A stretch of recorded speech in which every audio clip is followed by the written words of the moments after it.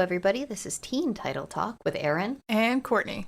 This is the podcast where two librarians discuss two YA books every 2 weeks. Today we'll be talking about the books The Tiger at Midnight by Swati Teerdhala and Hot Dog Girl by Jennifer Dugan. Awesome. Before we do that, we are going to get in touch with our teen selves. So let's reach into the jar of teen angst and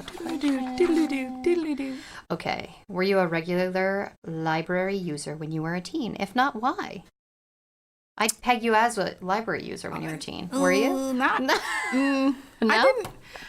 I went to the library, but I would not call myself a regular library user. Okay. Public library or school library? Public library. I did go to the school library a lot. I forgot about the school library. I went there all the time. Oh, really? Okay. Yeah. So I guess I was a regular user in that way. I was always like trying to do some cool Hacking? Research on hacking on like my teachers and stuff. Like I would look at old yearbooks and like try to find out about them from the past. Are they really ghosts? Yeah, exactly. Stuff like that. Like kind of Scooby-Doo-ish stuff, I guess. I love that. But otherwise, yeah, I don't know. Every now and then I would go. I liked going. I just like, it was very, like our public library is really small. Yes, gotcha. Only, I think, one person at a time worked in the children's department, and like one person would be upstairs in the adult section, and there wasn't a teen section. Tiny. And yeah. Which town was this? Hudson's. Okay. Yeah, so I mean, it was actually like a good sized town, but it just, when I was growing up, had a very small library. So interesting. Yeah. I didn't either. I feel that both of us are kind of lame library users as librarians, but as a teenager, I don't know. I worked at a bookshop called the Tempest Bookshop. It was this little adorable bookshop down in the valley. And bookie? Yeah, and I just worked the register. I got 30% off the book, so... But you bought a lot of books. I did. Mm-hmm. Plus you have your, the bookseller who's like, this one's so good. And, you're in there too, curating the collection. So, yeah, I just like that better. High school job. Yeah, it was fun. I really like that one. I started there young because my sister worked there. So I kind of got roped into it. And I really enjoyed that job. Kind of like working at a record store. Yeah, totally was. That's cool. Yeah, so, all right, next one. Were you ever bullied for anything you read? No. Were you ever bullied for anything at all? Not really. Not really. I mean, like, I got teased for some stuff, but I didn't have a bully. Right. I wasn't scared to go to school. Gotcha. So, I mean, I guess in that sense, my life was fairly easy. Right. I got called like a fat cheerleader a couple of times, but I don't know. It definitely affected my self-esteem, but I didn't like... The fact that you were a cheerleader makes me so happy. Because I didn't even have cheerleaders at my school at all. And, I mean, we made fun of cheerleaders in general. Sure. Because they were at the ice hockey games from the other school. What? They just cheered. Did they go on the ice? No. They just stood in the stands. They had certain ice cheers. Skating cheerleaders. They were themed... clothing, yeah, right. Sure. It was a cheering squad of some sort. So, I don't know. We didn't have football or anything like that. Yeah. We didn't have cheerleaders. And I didn't bring, like, any...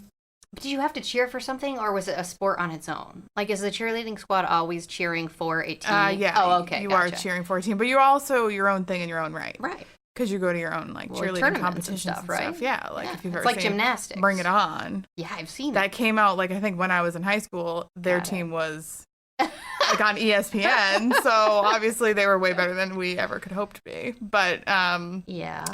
It's, at the time, I don't know how it is now. I know that, like, Midwest was really where I was at. Like, I subscribed to American Cheerleader magazine. Oh my gosh, Courtney. And, it was all about, like, the Midwest and the West. Really? They were, like, insane cheerleading, like, competitors. Meccas and competitors. They would, really they were all doing, like, back tucks and, like, crazy lifts that we would go in the air, and they would go up, like, tons of feet, and it would just look amazing, and we could only just dream of that. That's cool, though. I mean, we only had just barely gotten like a football team, so. It would be like Division 2 or 3 in gymnastics. We had to take a tumbling class, and it was horrible. I love it. I had a very hard time with back handsprings, and I never... What?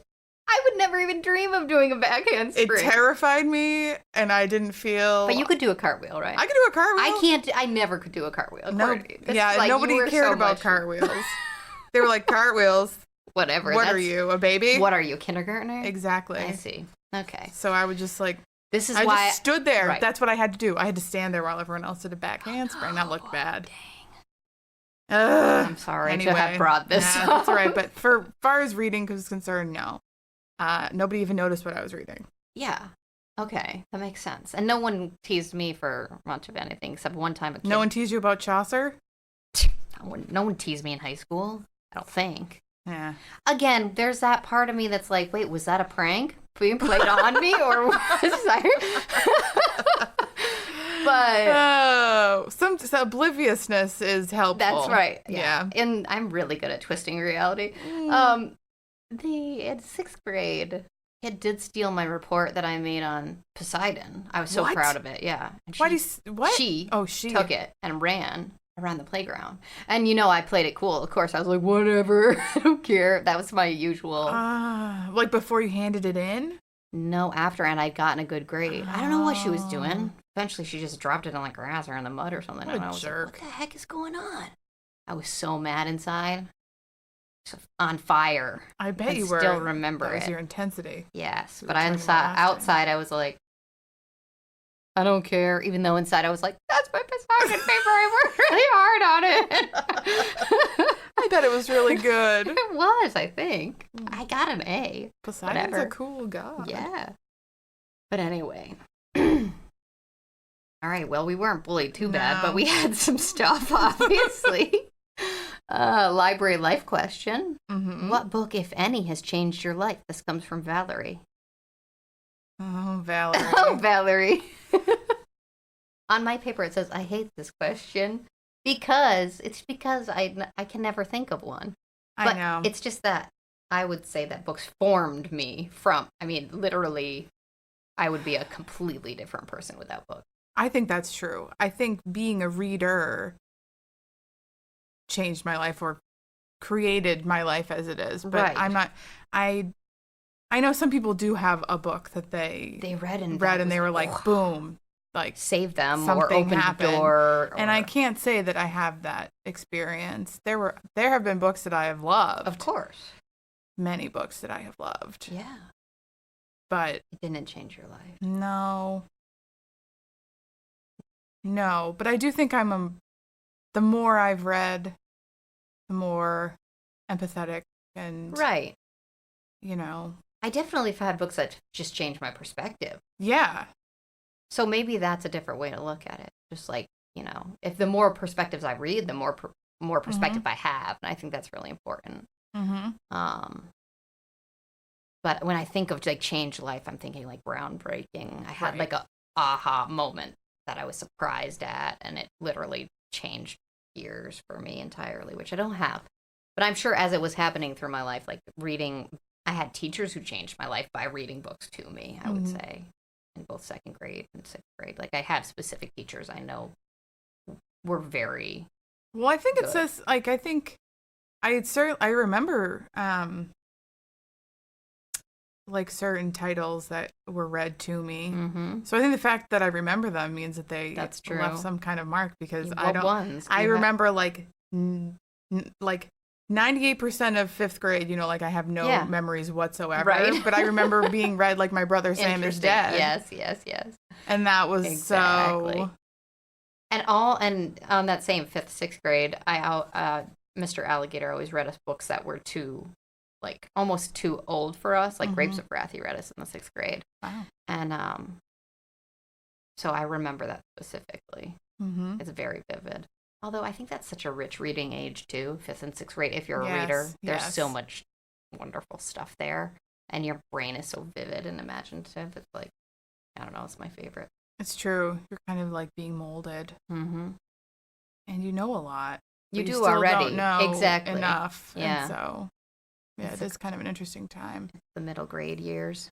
Yeah. So sorry, Valerie, that we don't have like one really great book that you should read. This will change your life. Read all of them. Read everything you can. Yeah, because what changes one person's life is not going to be the same as what changes another person's life either. Exactly. I mean, what you need to hear in that moment is going to be different. Mm-hmm.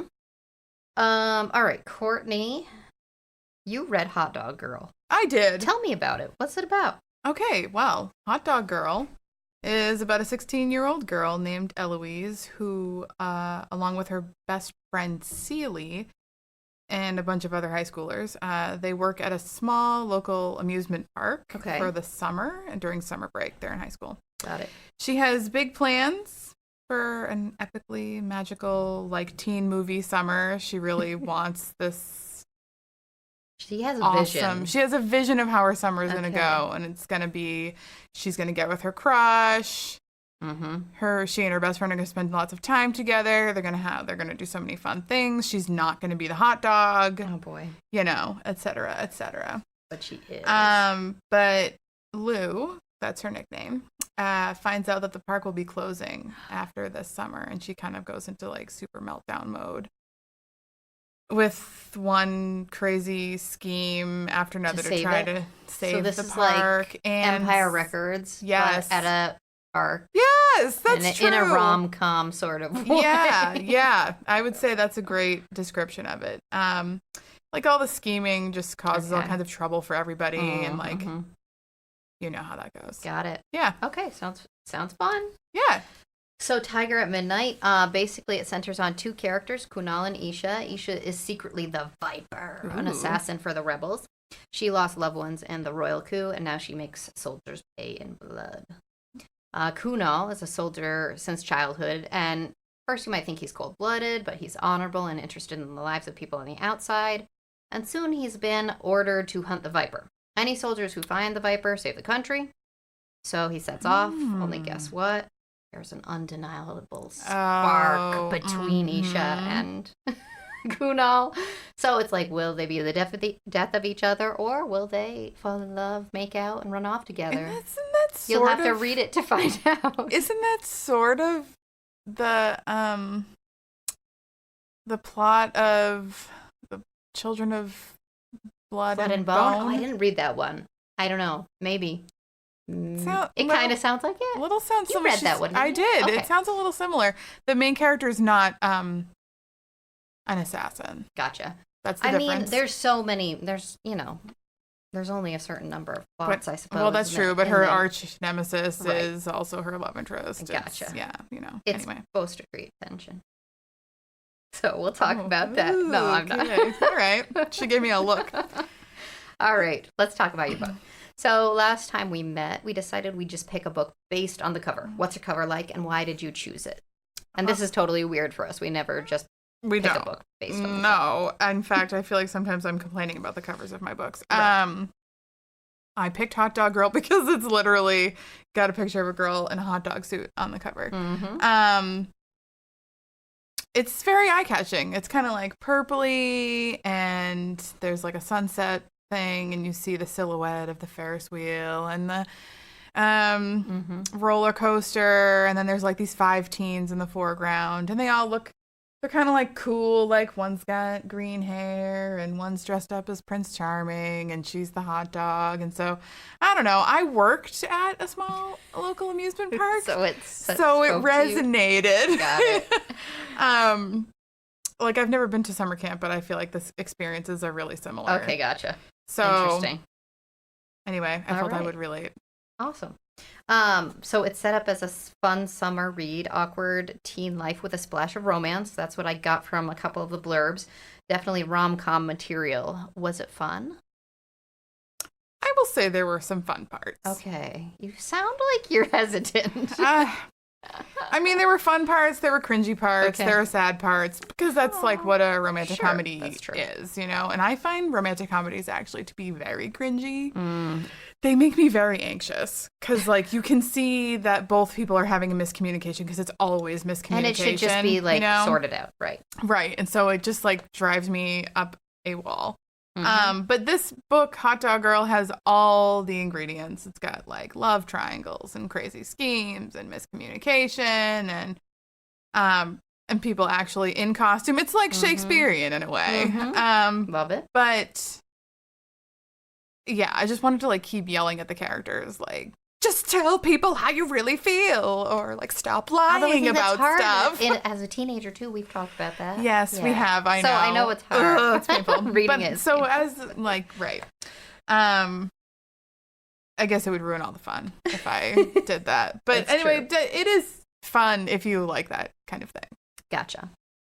If you had to choose a characteristic that was outstanding, what would it be? Were there great characters, wonderful plot, above bar hijinks, tearjerker moments? Yeah, I think one of the neater aspects of it was the storyline of Lou and her absent mom. Oh, actually. Okay, that's a little depth there. Yeah, the author allows her a lot of time where she's like trying to work out the sense of loss and abandonment in a lot of ways with a lot of different people. Mm-hmm. Lou's mom leaves when she's 9, and she just sends postcards like a few times a year, and so that's all she has of her mother. And she's got a lot of resentment because her mother's off like having this other life, and she sends postcards that ask questions, but she can never answer because she doesn't leave an address. And so it's just like, oh, how's school going this year? You know, have you done this and this? But like, there's no way. It's not a two-sided conversation. Gotcha. And so it's very painful for Lou and her dad, actually.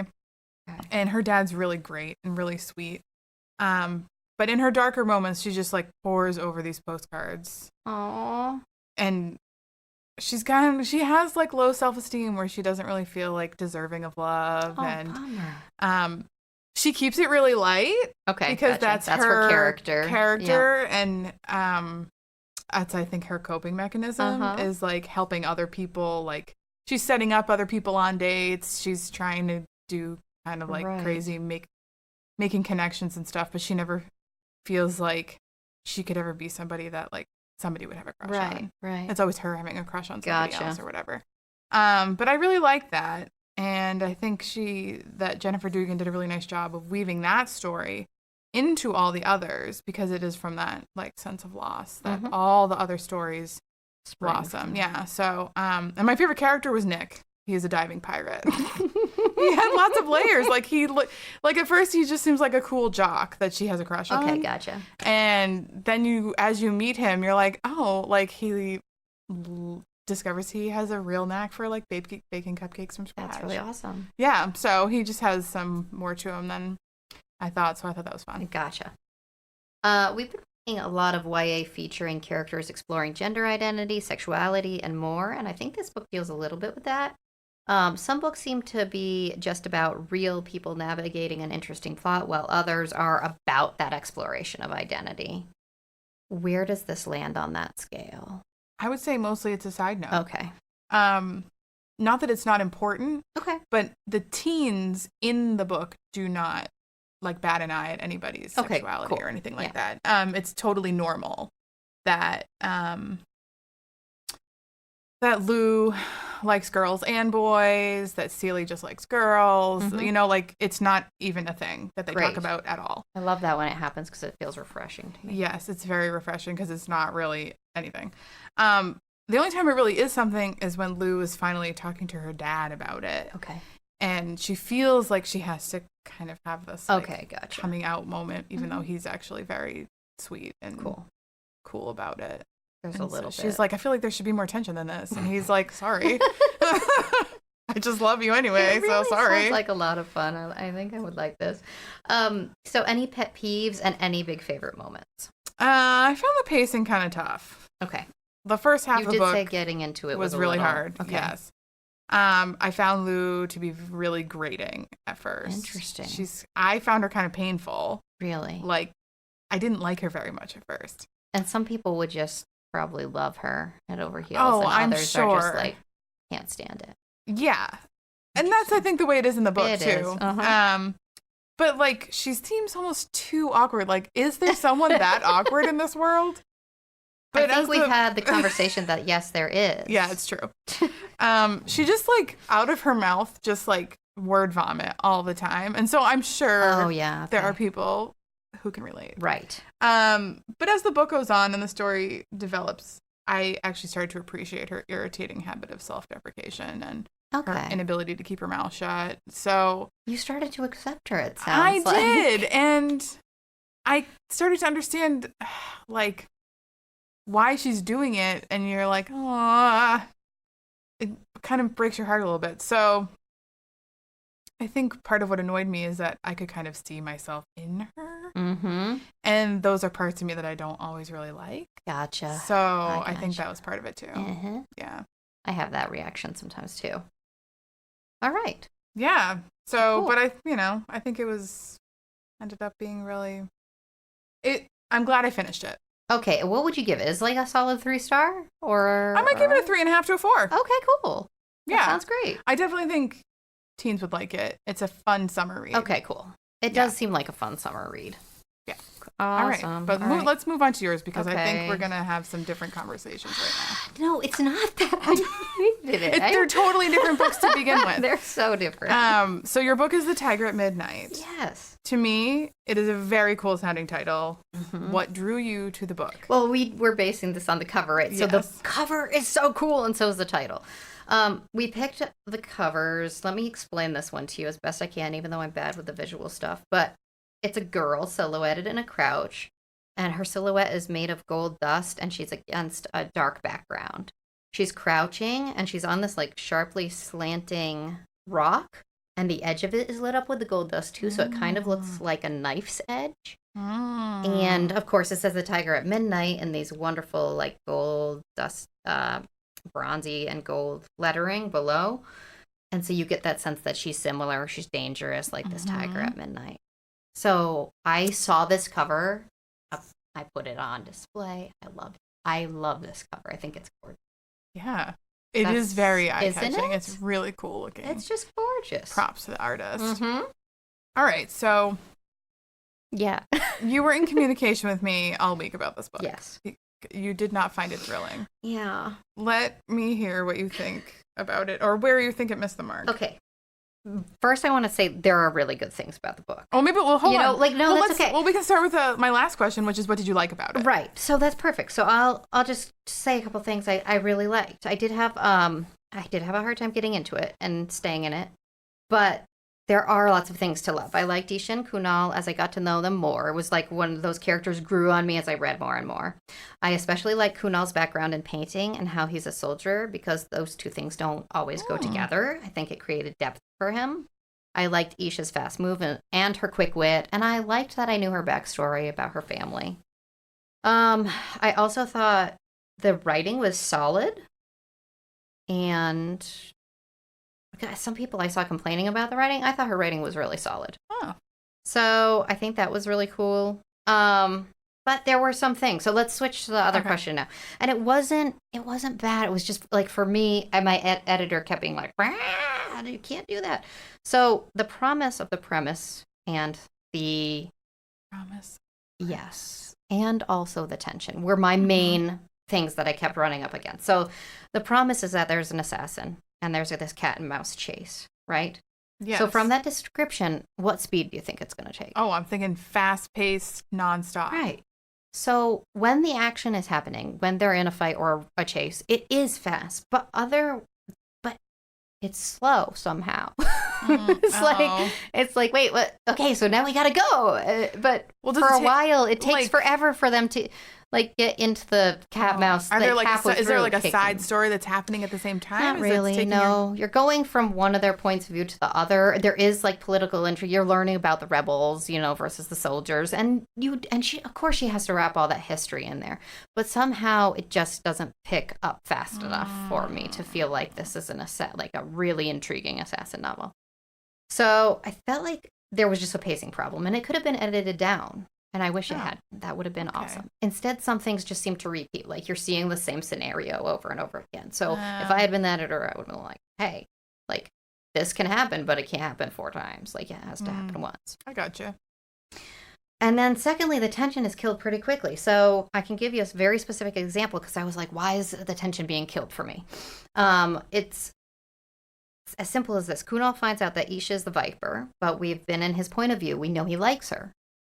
He's hunting her. Does he find out he likes her? I mean, does he find out who she is right away? Yeah, pretty much. Oh, okay. And then when he finally confronts her, tries to capture her, he says he'll make sure she isn't put to death. So he kind of offers her his protection. Okay. And you're kind of like, maybe he can't really protect her, but you know he can. And she's like, you can't. They're just going to throw me to the dogs. But I think the tension, it just immediately lowered the stakes. Mm-hmm. The tension would have been higher, and it's like, this is what I have to do. You have to go to your death. That would have been higher stakes, right? Yeah. Or if he found out later so that he's like trying to kill her without knowing it's her. Right. That's what I was thinking. I didn't read it, so. I know. He finds out very quickly. Like toward the beginning, once they're in the forest. The first time they meet, he doesn't know. She tells this lie. It's very atmospheric. And then like the next time they meet in the forest, he again is like, oh, it's this girl. And then very soon after, like that morning, he finds out it's Viper. Well, that was cool. It was like, oh, now but it's the stakes just lowered. Do you feel like immediately. they'll team up in the second movie? Yeah, there's stuff that's happening, and it's going to be interesting. Like, yeah, I think the story's interesting. For the next one. I get it, but it's just I wanted fast. I gotcha. And I didn't get it. It was very highly anticipated. Yes. It is the first of a trilogy that's like for sure happening. So is it possible that this one's just maybe setting the stage for some faster, more exciting stuff in the second and third book? And here's the thing. I think the author has a lot of great skills. I think it's a good debut.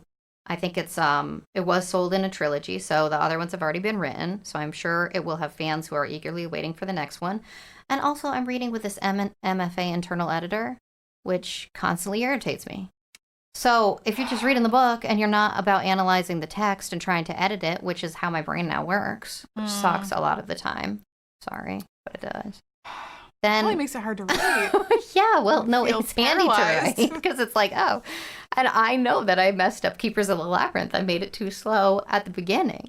So now I'm always looking for like, wait, where's the tension? How can we drag this through fast? You know? Oh, you're learning okay. So I'm constantly editing and trying to analyze as I go. But, so people who haven't had a reading ruined for them will probably love this. And that will be great. Well, probably. I hope so. Okay. Like I kind of dig this female warrior vibe that I'm getting from some of the stuff. Yeah. I am hearing from you. About it, yes. Yes. Especially since we were just talking about Joan of Arc not that long ago. Mm-hmm. Do you feel like the two books make a good pairing or like read-alikes, or are they totally different? Totally different. I, of course, like the Lady Warrior, obviously. We know that. We've talked about that. Yeah. Love it. I just wouldn't consider it a read-alike because, it's like historical fiction versus fantasy. Mm-hmm. I would place this one more alongside We Set the Dark on Fire by Taylor K. Mejia because they both play with these themes of opposing sides, privilege, gender roles, romance, and political intrigue. All right. This one has the Viper for the rebels. In We Set the Dark on Fire, she's the spy for the resistance. Does she fall in love with her foe? No, not exactly. But there is some great romance that might surprise you in that one. I absolutely love it. Oh, okay. So, yeah. So when we talked about what you thought was good about it, some solid writing. Right. We already answered this good one, tone, right? And we already answered that one. So, all right. I think we finished. What's up next? So what's up next? I think we're going to read some suspense. Yeah. What's really suspenseful is that I haven't picked it yet.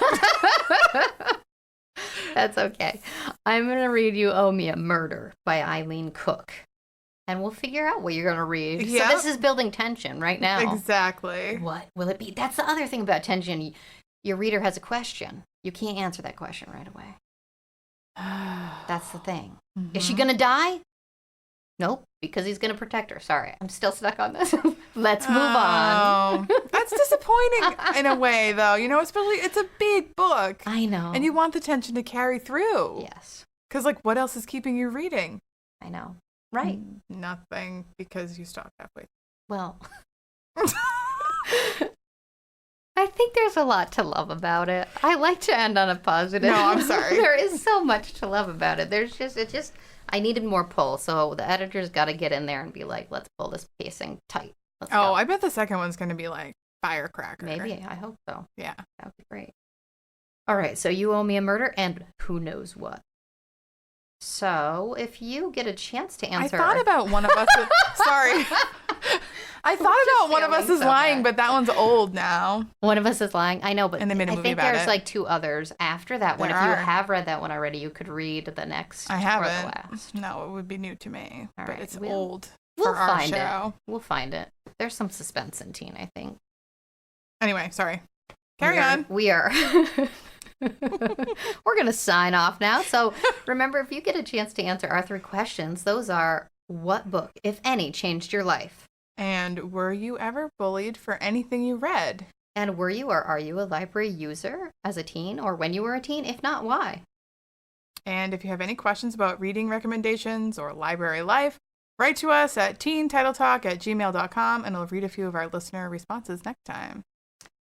Thanks for joining us for Teen Title Talk. This podcast is brought to you by the Derry Public Library and Derry-CAM, Derry Community Access Media, empowering independent voices. As always, you can find us on iTunes, Spotify, Podbean, Google Play, and Player FM.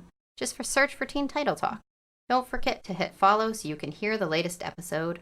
Our theme was created and performed by Banded Starling. Until next time. Bye.